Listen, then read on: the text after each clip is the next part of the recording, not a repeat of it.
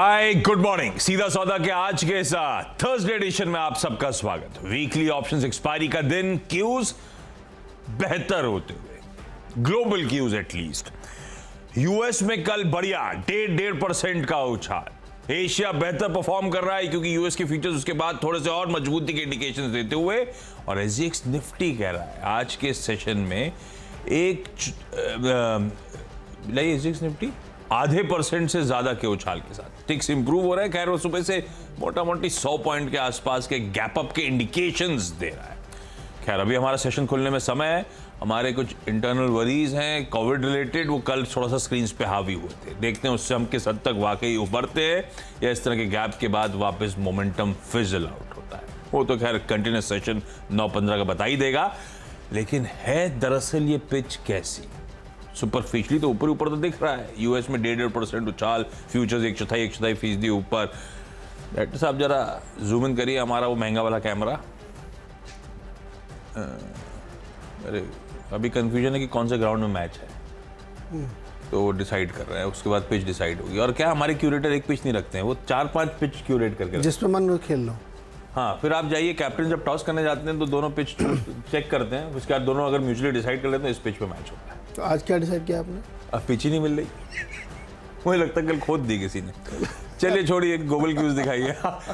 आज हम कैसा भी ग्राउंड हो, फुटबॉल लेकिन खेला जा सकता है। फुटबॉल तो बिल्कुल बारिश में और कीचड़ में खेला है। मजा है। अब अपने मुंबई में जो लोग रहते हैं, हाँ। चर्च गेट स्टेशन के और के बीच में एक बहुत बढ़िया ग्राउंड है। और पानी, मैं तो यहाँ पे 20 साल से हूँ। बरसात में एकदम कीचड़ में फुटबॉल जब खेलते लोग, क्या मजा आता है उसमें। आप देखिए कि कभी बारिश के दिन। वैसे ग्लोबल क्यूज अगर बिगड़ेंगे ना तो अपन फुटबॉल पे दिखाना शुरू करें। तो अगर हम बॉल की जगह फुटबॉल से बॉलिंग करें और बल्ले से मारें तो कैसे रहेगा? तो कोशिश ऐसी ही है कि कन्वीनियंटली हम खेल पाए। एग्जैक्टली। पर कहते हैं बैट्समैन थोड़ा लंबा टिक जाता है ना, उसे बॉल फिर दिखने लगती है, बॉल दिखनी वैसी लगती है। ये अब चश्मा बदल धीरे आती हुई एकदम आंखें चमक जाती है। एक बात बताओ, अगर ऐसा कोई चश्मा ले ले जिसमें बड़ा दिखता हो खूब, तब काम चलेगा। छोटी बॉल है, बड़ी सी दिख रही है, वो चश्मा लगा के बल्लेबाजी करे, कहने के बड़े मजे हैं वैसे। चलिए क्यूज पिच के, अरे हरियाली दिख रही है थोड़ी। हाँ क्यूज तो बढ़िया थे, हरे हरे, तो सख्त पिच होनी चाहिए थी, थोड़ी हरी डाल दी डायरेक्टर साहब। कल भी देखो मैंने आपसे कहा था ऊपर की सख्त दिख रही है। नीचे मामला कर पपड़ी है ऊपर खाली। आज भी ऐसे मैंने से कहा कि मेरे को ये वाली पिच ज्यादा सही लग रही है। वो खुदियाई वाली पिच भी रखिएगा, 3 पिच रखिएगा हमारे पास। हाँ। सख्त वाली, हरी वाली, और एक आपने एक दिन गलत दिखा दी थी खुदी वाली, वो खुदी वाली रखेंगे अपन लोग। ये वाली पिच इसलिए मुझे लग रही है आज क्योंकि इसमें कहीं कहीं भी देखिए आपको सूखी जमीन भी दिख रही, कहीं पे घास निकली है। तो बिल्कुल पिच ऐसी है, एकदम आप कॉन्फिडेंट होकर के कि आज आपको एसजीएक्स 100 पॉइंट ऊपर दिख रहा है तो आप तेजी कर लोगे, ऐसा नहीं फुटबॉल बना दोगे गेंद को, ऐसा हो नहीं सकता। कल अभी जो वीरू भी समझा गए कि वो एक मूविंग एवरेजेस के बिल्कुल करीब था, तो वहाँ से आपको बाउंस देखने को मिला। 1.5% सारे इंडाइसेस गए और सब चल रहे हैं। पूरा 11 के 11 सेक्टोरल इंडेक्स ग्रीन में बंद हुए। वहाँ पे क्रूड भी ऊपर निकला 2.5%। जब सब चलते तो क्रूड भी चलने लगता, 2.5% वो भी ऊपर गया। रीजन्स उसके अलग हम लोग डिस्कस करेंगे आगे। तो देखिए पिच को वहाँ पे समझने की ज़रूरत है। कल सेंटीमेंट थोड़ा सा अच्छा हुआ, रिजल्ट्स नाइकी के और फेडेक्स के लोगों ने अच्छे मान लिए और स्टॉक में उनके यहाँ तेज़ी भी आई और मार्केट ऊपर की तरफ गया। तो बिल्कुल कल जैसी पिच है। और एक शैलो पिच मैं इसको कहता हूँ कि अगर कोई भी एक हल्की सी बुरी आई या किसी का मूड बदल गया, मूड स्विंग हो गया किसी ब्रोकरेज हाउस का, तो मार्केट गिर जाएगा। इसलिए कल जैसी पिच है, बहुत भरोसेमंद पिच नहीं है कि नहीं इस पर अब धुआंधार बल्लेबाजी ही करनी है। तो बहुत ध्यान से, बहुत सतर्क रह के करिए। और ख़ास तौर पे इंडियन मार्केट में आशीष, मुझे लगता है कि इसको आज थोड़ा डिकवर करके देखना चाहिए। कल जिस तरीके से बैंक निफ्टी की धुनाई हुई है वो अपने आप में एक चिंता का कारण होना चाहिए। बहुत बुरी तरीके से गिरा, फिर थोड़ा रिकवर हुआ, लेकिन काफ़ी गिरावट के साथ बंद हुआ। तो पिच ऐसी आप रखिए जहाँ पे पोटेंशियली आपको लगता है कि आगे दिक्कत हो सकती है या कुछ ख़राब खबरें प्ले आउट हो सकती हैं। मुझे लगता है कि पिच में बहुत सावधानी बरतनी चाहिए आपको। हो सकता है कि कंचा दिखने लगे आपको बॉल, मतलब वो बॉल फुटबॉल की जगह पकड़ ही नहीं पाए, आप किधर गई। अरे बाप रे।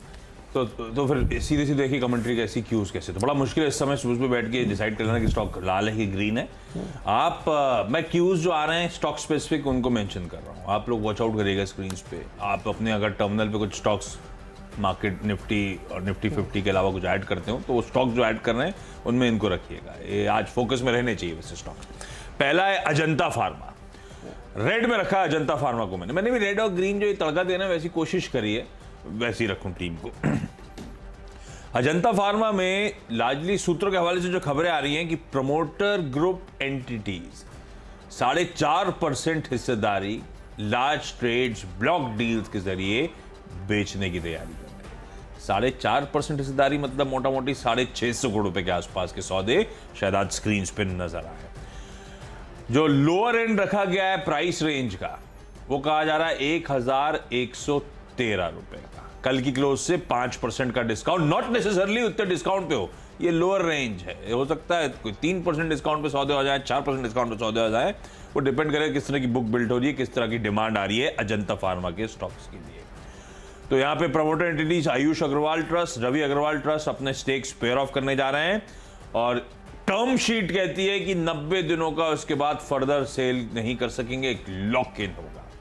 पर इससे कोई रिलीफ नहीं है, मुझे लगता है आज रेड में रहना है ये स्टॉक, दबाव झेलेगा। कल फार्मा वैसे बहुत अच्छे मूव्स दिखा रहा था, स्वीट स्पॉट पे आया था, अजंता स्लाइटली इन ग्रीन बंद हुआ था। आज ये लार्ज ट्रेड के चलते, प्रमोटर की सेलिंग के चलते शायद बिकवाली का प्रेशर थोड़ा सा हावी होता हुआ नजर आया। डीलिंक इंडिया एक स्टॉक ऐसा था जिसने बहुत अच्छी तेजी दिखाई थी, आपको याद होगा बीच में, ये और इसके कुछ पीयर सेट्स ने गजब की रेटिंग दिखाई। अब इक्वली स्ट्रॉन्ग करेक्टिव मोड पे आते हुए कल एक लार्ज ट्रेड हुआ, उसमें एक जाने माने इन्वेस्टर ने कल 2 लाख से ज्यादा शेयर्स बेचे, उस पिटाई उसी के चलते और पिटाई एग्रवेट हुई। कल डीलिंग 6-6.5% गिरता हुआ नजर आया था। जिस तरह से ताड़ से चढ़ा था वैसे अब इक्वली स्ट्रॉन्ग करेक्टिव मोड में आता हुआ, इसीलिए मैं स्टॉक को आज के सेशन के लिए भी रेड ईयर मार्क कर रहा हूं। किसी ने बेचा तो किसी ने खरीदा होगा, अगर वो ऐसा है, या फिर खुले बाजार में बिके हैं, मुझे इसका आइडिया नहीं। मेरे पास एक ही साइड ऑफ द ट्रेड है, वो आपकी स्क्रीन पे ये मार्की इन्वेस्टर की तरफ से चेकआउट होता हुआ और डीलिंग वैसे भी पिछले कुछ दिनों से लगातार प्रेशर बनाता हुआ। कल एक लार्ज ट्रेड बाजार खुलते ही होता हुआ नजर आया था, वो था max financial services. Max financial services मिलाकर तगड़ा चंक था, आपको याद होगा सुबह सुबह जो ट्रेड हुआ। दरअसल उसमें इसके promoters max ventures investment holdings ने 59 लाख शेयर्स इस कंपनी के 680 के आसपास के भाव पे, 679 के आसपास के भाव पे बेचे। ये स्टॉक तो वहां से 10 रुपए ऊपर ही आपको कामकाज करता हुआ नजर आएगा। प्रमोटर्स ने नीचे के लेवल्स पे माल छोड़ दिया है। मुझे लगता है ये स्टॉक थोड़ा सा दबाव में देखने को मिलेगा। ऑलमोस्ट 2.25% के आसपास की हिस्सेदारी थी, 400 करोड़ रुपए के आसपास की बिकवाली कल होती हुई मैक्स फाइनेंशियल्स में। तो 3 स्टॉक्स, तीनों रेड ईयर मार्क करें। ओके, मैंने जो है थोड़ा सा वो वाले रखे जो कोविड से रिलेटेड खबर पे हो सकता है उनके ऊपर असर दिखने। फाइनल क्या क्या कर रहे हैं हम लोग? कल हम लोग ये कर रहे हैं कि राज्यों को सारे नोटिस जारी कर दी गई हैं। तो वो लोग अपने यहाँ प्रोटोकॉल फॉलो कराएंगे। जैसे महाराष्ट्र में आई, सब अपने अपने स्टेट कॉल ले रहे हैं, सब अपनी कॉल है कि जहाँ जैसे इंटरनेशनल एयरपोर्ट्स बहुत है महाराष्ट्र में, तो यहाँ पे जो उतरेगा अगर वो कोविड पॉजिटिव पाया गया थर्मल स्क्रीनिंग में तो उसका RT-PCR होगा, पॉजिटिव पाया गया तो आइसोलेशन में डाला जाएगा। तो पुरानी वाली जो तकनीक है वो सारी कुछ हो रही हैं। एयरपोर्ट्स में रैंडम चेकिंग शुरू हो गई है अलग अलग राज्यों में। कहीं किसी एक राज्य में स्कूल भी कुछ रिस्ट्रिक्शंस लगाए जा रहे हैं। तो थोड़े थोड़े प्रिकॉशन लिए जा रहे हैं। यहाँ घबराने डरने की कोई चिंता की बात नहीं कि ऐसा कोई बहुत वो हो गया है, लेकिन जो ऐसा देखिए 2020 में भी हुआ था ना, तो अगर आप प्रिकॉशन लेकर रखते हैं तो कोई बुरी बात नहीं है और सरकार ने वही किया है। एक जो इसमें क्वेश्चन मार्क है ना आशीष, वो मैं कह रहा हूँ कि ये नाक में डालने वाले विजुअल में दिखाया ये अगर सुबह सुबह ऐसा लग रहा है RT-PCR तो ऐसे ही होगा, मुश्किल है भाई साहब, ये ऐसे विजुअल दिखाने की जरूरत नहीं है। हाँ। बाजार में एक अननोन फियर सा हो गया है, पता नहीं क्या होगा नहीं होगा। अपने यहाँ 2 केसेस भी मिले हैं, हालांकि वो अक्टूबर में डिटेक्ट हो गए थे। BF7 जो वेरिएंट है इसका, वो ठीक है, लोगों को कोई दिक्कत नहीं है। ऊपर भी हो रहा है नहीं, अभी तो ये जो विदेश में रिपोर्ट लिखी जा रही है कि बहुत तेज़ी से फैलता है, इसमें तो कोई शक नहीं, बहुत ही कंटेंजियस, घंटों में ये सब फैल जाता है। एक शायद 17-18 लोगों को एक आदमी कर सकता है और आवर्स में, डेज में नहीं। तो इसलिए तेज़ी से फैल रहा है। इसलिए चाइना बहुत सारे लोग हैं, अलग अलग रिपोर्ट्स में बता रहे हैं कि खतरनाक भी है। लेकिन हम लोगों को भी ये सर्टेन करना है कि वैक्सीनेटेड लोगों के ऊपर ये कितना असर करेगा, या जिनको नेचुरल इम्यूनिटी हो चुकी है कोविड की वजह से, या जिनको हर्ड इम्यूनिटी हो चुकी है, उस सब में कितना असर करेगा, ये सब चीज़ें भी सीक्वेंसिंग में पता लगेंगी। लेकिन एक डर सा बना है, तो उसकी वजह से हमें लगता है जो रिस्ट्रिक्शंस लगाए जा रहे हैं, जो प्रोटोकॉल लिए जा रहा है, जो सावधानी बरती जा रही है, उसकी वजह से एविएशन शेयरों पर असर पड़ेगा। इसीलिए हमको लगता है इंटरग्लोब और स्पाइसजेट पर दबाव रहेगा। है या नहीं है वो बात की कहानी है, लेकिन इन स्टॉक्स पर दबाव इसलिए रहेगा क्योंकि बहुत तरह के रिस्ट्रिक्शंस हैं। जब ऐसा माहौल होता है तो कुछ लोग जो अपनी लीजर ट्रेवल्स होते हैं वो कैंसिल कर देते हैं। अब मुझे अगर किसी से ऐसे ही मिलने जाना है तो मैं नहीं जाऊंगा ना, फिर फ़ोन पे बात कर लूँगा। तो सामान्य परिस्थितियों के सिवा इस परिस्थिति में स्पाइसजेट, इंटरग्लोब में असर पड़ेगा। पिक्चर देखने में क्यों जाऊँगा अननेसेसरी, जब मुझे पता है कि वहाँ इतना डर हो सकता है तो नहीं देखूँगा। तो ये सारे जो सबसे वल्नरेबल सेक्टर्स हैं वहाँ पे ये असर रहेगा जब तक ये क्लैरिटी नहीं आ जाती कि नहीं भारत में कोई दिक्कत नहीं है। तो इसलिए तीनों ये शेयर कल भी गिरे थे, मुझे लगता है अभी ये और दबाव में देखने को मिलेंगे। तो स्पाइस, इंटरग्लोब और PVR रेड में। एक और जोड़ दें इसी में, लेमन ट्री भी, लेमन ट्री होटल में भी रेड में रहेंगे। 4 रेड वाले थे इसलिए हमने एक साथ बता दिए 4। जब वीरू होटल्स ढूंढते हैं ना तो सबसे ज़्यादा पहाड़ों पे ऐसे लेमन ट्री दिखता है। हाँ, हर जगह पहुँच गए। एक यानी इसने कितना 10,000 कमरे इकट्ठा कर लिए 10,000 कमरे। स्टॉक चला ही बहुत था, लेकिन 100 रुपए से 20% गिर चुका है। 80 रुपए बढ़ गया है। जब ये बहुत पिटा था ना तो एक लौता सीले से आपको याद होगा, बुलिश, खूब बुलिश, लंबे लंबे टारगेट। लकीली वो वहाँ पहुँच गया स्टॉक, है अच्छी बात, क्योंकि बहुत पिटा था, वाकई बहुत पिटाई हुई स्टॉक की। रैमको सिस्टम्स ग्रीन लेके जा रहा हूँ, पर ध्यान रखिएगा, पता इसका चार्ट भी रख दीजिएगा चाहे तो लंबा स्क्रीन पे। रैमको सिस्टम दरअसल आज फंड रेजिंग पर बोर्ड मीट कर रहा है, प्रेफरेंशियल शेयर्स या फिर वारंट्स जारी करने की योजना। अब ये जब खबर आई थी मेरे ख्याल से तब का वो स्पाइक है जो आपको तगड़ा स्टॉक में नजर आएगा। उसके बाद लकीली कोलैप्स नहीं हुआ है, कंसोलिडेट कर रहा है एक बैंड में, जिस स्पाइक के बाद अब सारा दारोमदार है आज के अनाउंसमेंट पे। ये देखिए आपकी स्क्रीन पे पूरी चार्ट, सारा दारोमदार है आज के अनाउंसमेंट पे, किसको किस भाव पे कितना क्वांटम प्रेफरेंशियल अलॉटमेंट हो रहा है, वारंट जारी किए जा रहे हैं, वो सब हमें देखना पड़ेगा। ऐड कर करके स्क्रीन पे बोरोसिल लिमिटेड को ग्रीन ले जा रहा हूं आज के ट्रेडिंग सेशन में। दरअसल इन्होंने अपनी जो ओपलवेयर ग्लास की जो मैन्युफैक्चरिंग फैसिलिटी है जयपुर में प्लांट्स खड़ा करा है, इसमें जो एडिशनल कैपेसिटी है 42 टन पर डे की, उसका ट्रायल प्रोडक्शन कमेंस कर दिया। बेसिकली कामकाज की शुरुआत होती हुई, तो बोरोसिल के लिए अच्छी खबर, इसीलिए इसको ग्रीन लेके जा रहा हूं। और भारत फोर्ज को मैं ग्रीन रख रहा हूं, हालांकि ये बहुत ज्यादा ग्लोबल क्यूज पे डिपेंडेंट कंपनी, इसीलिए थोड़ा सा बस वॉच आउट करने की जरूरत। अच्छी खबर आई थी तो ग्रीन रखना बनता था। ग्रीन रखना इसलिए बनता था कि ग्रीन स्टील का यूटिलाइजेशन शुरू करा है इन्होंने। कल अपडेट दिया कि ये फॉर्जिंग्स जो कि ग्रीन स्टील यूटिलाइज करती है उसका कमेंसमेंट कर दिया, उसकी शुरुआत कर दी है। तो अपनी ग्रीन स्टील मैन्युफैक्चर्ड और सप्लाई का कामकाज की शुरुआत। ग्रीन स्टील क्या आता है, मतलब कलर में ग्रीन है क्या?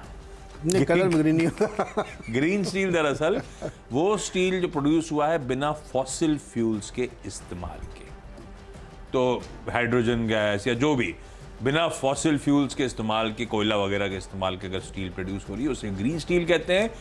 और इन सब का चलन आगे बढ़ना है, तो इसलिए भारत फौज ने एड ऑफ द कर्व उसके प्रोडक्शन, उससे रिलेटेड उस स्टील से फोर्जिंग की शुरुआत कर दी। ये खबर है इसलिए ग्रीन रख दिया। स्टॉक तो कंपनी तो बढ़िया है ही है, अब देखते हैं आज का बिहेवियर कैसा रहता है। ओके, अगले 2 स्टॉक्स जो हमने रखे हैं उसमें अपोलो हॉस्पिटल और ग्लोबल हेल्थ। मुझे लगता है कि अब वही कोविड वाली थीम यहाँ पे भी प्ले होगी कि अगर ऐसी चिंता बनेगी तो लोग टेस्ट कराएंगे। और कल देखिए आप किसने थायरो केयर जैसा जो लोग भूल गए थे, वो भी चल अभी पता नहीं मर्ज हो गया कि नहीं हो गया। ना, पता नहीं हुआ ना, कुछ अचानक नहीं हो निकल रहा गया है। और कितना ऊपर गया। इनकी पेरेंट का IPO आना था, वो भी टल गया था, आपको याद होगा। हाँ, 14-15% ऊपर था। ये देखिए 15% ऊपर, लोग भूल गए थे शेयर। मैं भी भूल गया था, मैंने टीम में रखे थे, मैंने डॉक्टर लाल और पहले रखते थे तीनों, हमने भी हटा दिया है, एकदम मरा हुआ था। अब देखिए 15% फट गया। कल सारे फटे जो नहीं लिए थे, विजय डायग्नोस्टिक वगैरह भी फट रहे थे सब। तो ये जो टेस्टिंग वगैरह बढ़ेगी इन सब की वजह से इन स्टॉक्स पे, तो ये एक सेंटिमेंट प्ले है। मैं बिल्कुल नहीं पता हो सकता आज ये सब फिजल आउट हो जाए, लोग प्रॉफिट बुकिंग करने लगे कि अच्छा 15% थायरोकेयर चला ना, आज बेच लेते हैं इसको। ये सब पॉसिबल है, इस बाज़ार में कुछ भी हो सकता है, लेकिन माहौल मूड वैसा बना हुआ है, तो आप अपनी स्क्रीन पे इनको लगा के रखिएगा। इसीलिए ग्लोबल हेल्थ और ये अपोलो हॉस्पिटल में लगता है कि ठीक ठाक प्रदर्शन यहाँ पे कर सकते हैं।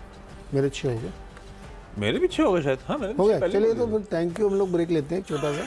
थैंक यू मतलब ब्रेक ले रहे हैं, लौट के आते हैं, अगले 4 स्टॉक बताएंगे फिर से। आपने 6 एक साथ बताए थे क्या? नहीं नहीं, 3 कर गए, 3 मेरे 3 आपके, 3 मेरे, वो 1 तेरा 2 मेरे। देखा? ऐसे निपटा दिए मैंने अपने ब्रेक के उस बार अगले 4 स्टॉक्स।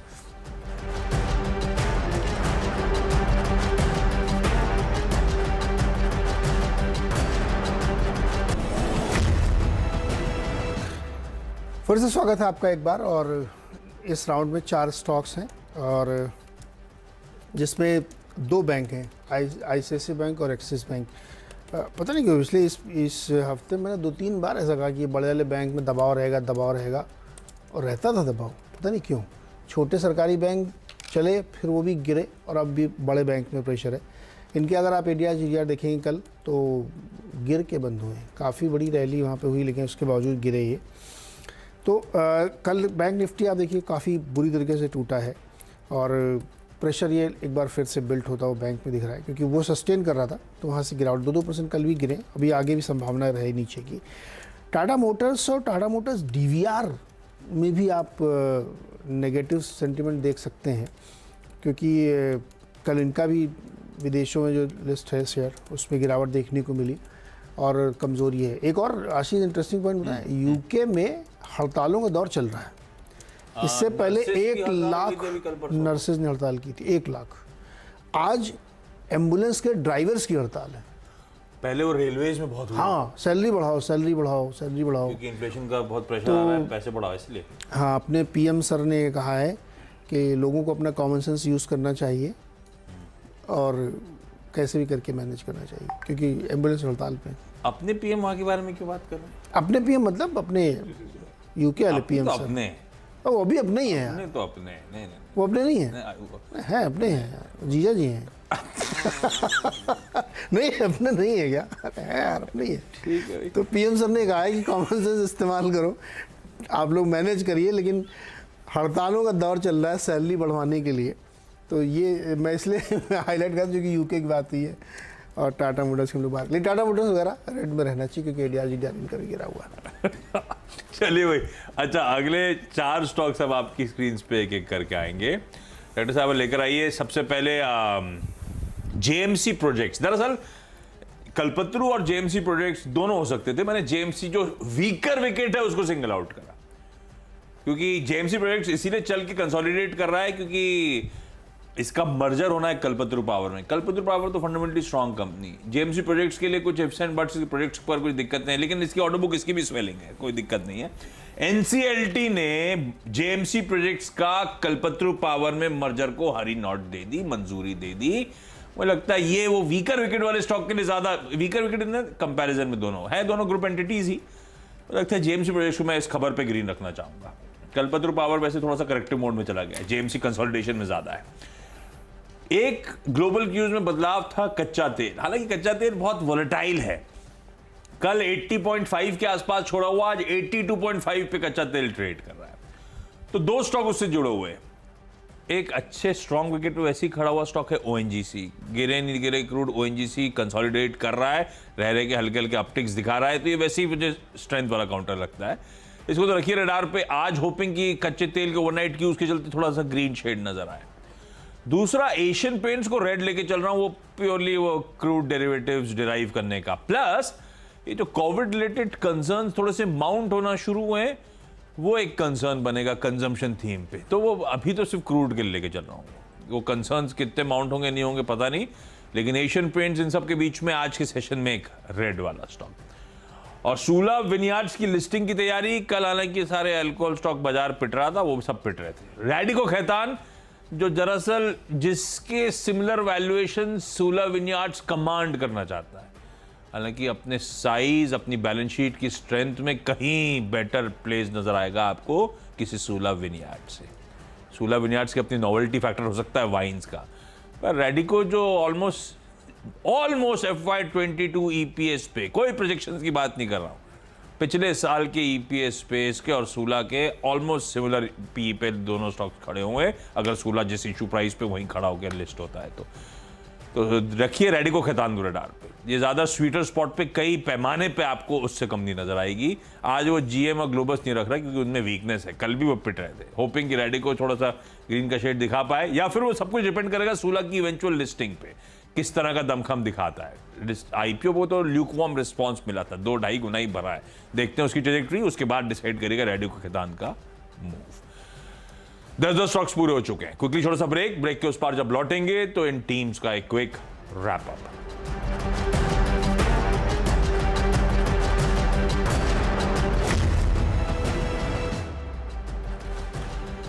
चलिए ब्रेक के बाद आपका स्वागत है। मेरी 10 की सीधा सौदा की टीम अब आप लोगों की स्क्रीन्स पर आएगी। मिला जुला रुझान रखा है और आपके पास एक कंफर्ट होगा मार्केट की ओपनिंग समझने का, उसके बाद इन स्टॉक्स के एक्शन को मॉनिटर करिएगा, उसके बाद कोई मन करे तो डिसाइड कीजिएगा। मैं ओवरनाइट क्यूज पे बेसिस पे 10 स्टॉक्स रख रहा हूं। अजंता फार्मा, क्योंकि खबरें ऐसी हैं, CNBC आवाज के सूत्र बता रहे हैं, प्रमोटर्स 4.5% हिस्सेदारी आज बेचने की तैयारी कर रहे हैं, तो शायद ब्लॉक डीज, लार्ज ट्रेड्स होते हुए नजर आए। डीलिंग बहुत तेजी दिखाई थी स्टॉक ने, अब इक्वली स्ट्रॉन्ग करेक्शन के मोड पे, कल भी तगड़े वॉल्यूम्स के साथ 6-7% पिटा।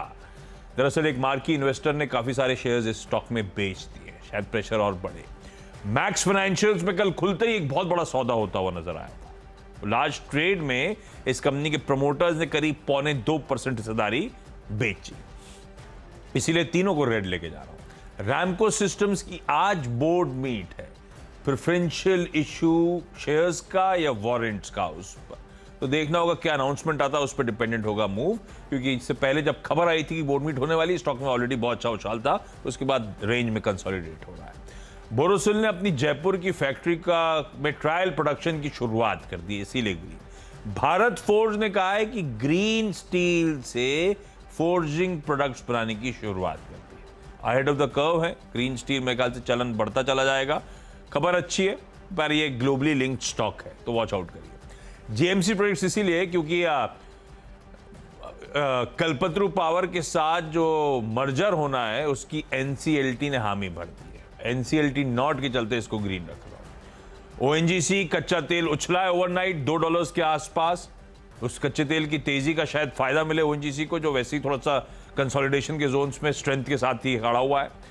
एशियन पेंट्स, लेकिन उस कच्चे तेल का मूव कह लीजिए, थोड़ा सा कोविड स्केयर कह लीजिए, कंजम्पशन स्टोरी थोड़ी फिजल आउट होना स्क्रीन पे कल नजर आ रही थी, सबका मिक्स रुझान करके शायद एशियन पेंट्स, अगर बाजार का मूड बिगड़ेगा तो इसको रेड साइड में रखिएगा। फिर रैडिको खैतान, सूला विनयार्ड्स की लिस्टिंग आज होनी है। In case Sula विनयार्ड्स inch up करे, हालांकि बहुत ज्यादा लाइकली नहीं है, बहुत तगड़ा रिस्पॉन्स मिला नहीं था IPO के साथ, इंच अप करे तो रैडिको खैतान को डाप रखिएगा, क्योंकि दोनों वैल्यूएशन लिहाज से इक्वली नजर आएंगे वैल्यूड, और रैडिको फाइनेंशियल्स और रेवेन्यू ट्रैक्शन के लिहाज से एक बेहतर कंपनी, इसीलिए ग्रीन रख रहा हूं।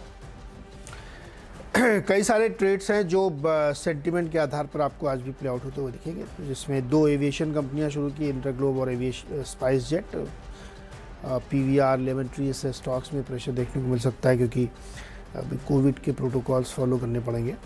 साथ ही अपोलो हॉस्पिटल और ग्लोबल हेल्थ में ये पॉजिटिव साइड में जाएंगे, लेकिन ICICI bank, axis bank, Tata Motors, उसका DVR दोनों रेड में रह सकते हैं, क्योंकि इनके ADR GDR में कमज़ोरी देखने को मिली, और धीरे धीरे जैसे सिचुएशन आगे सामने आएगी, नतीजों का सिलसिला शुरू होने वाला अब जनवरी से, तो वहाँ पे भी बहुत कुछ होगा। तो मुझे लगता है कि ये रेड में रहनी चाहिए, लेकिन मार्केट बहुत वोलेटाइल हो सकता है, इसलिए स्क्रीन पर लगा के रखिएगा इनको।